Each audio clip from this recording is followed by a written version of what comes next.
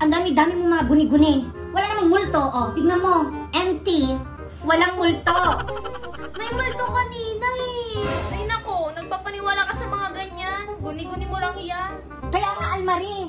Diyos ko, sige na. Matulog na ulit tayo. Ha, matulog na tayo.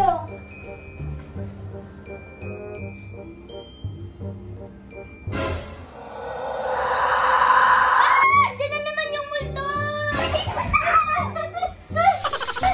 Nakakagulat ka, Almarie. Ano ba? Asa yung multo? Nakakainis ka naman. Hindi na tayo makatulog ng maayos, Almarie, dahil sa'yo. Meron talagang multo. Ayoko nang matulog. Nawala siya.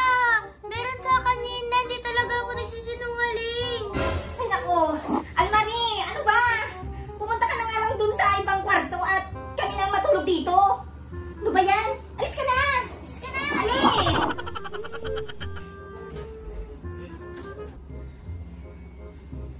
Nauuhaw ako, Miyong. Teka nga, kukuha muna ako ng tubig sa ref. O sige, sige. Kuhanan mo din ako isang baso. Bilisan mo na. Nauuhaw din ako. Sige, sige.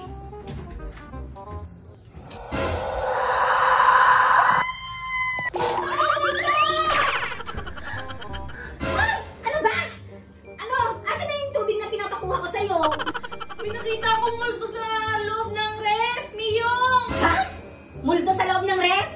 Ano yan, Lorraine? Nagpapaniwala ka na din sa multo-multo na yan? Ha? Hinawaan ka na ni Almarie. Hindi ako nagsisinungaling. May multo talaga doon.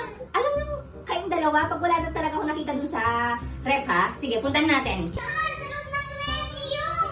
Dito mismo sa loob ng ref? Oo. Pag ito wala, buksan na natin.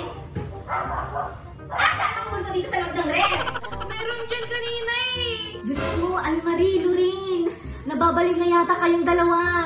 Walang multo. Meron. Meron kaya. Nakita ko kanina.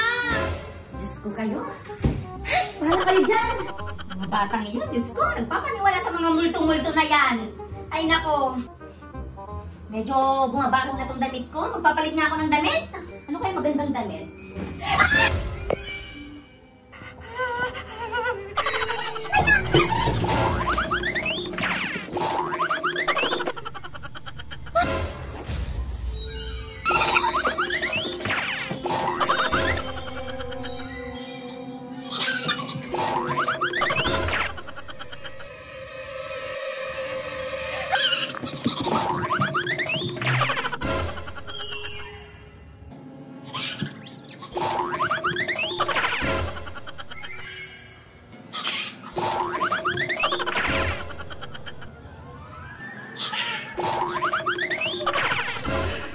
Napagod ako doon. Totoo nga. Totoo nga may multo. Naniniwala na ako.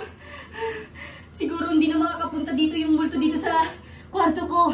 Kasi nasa labas siya.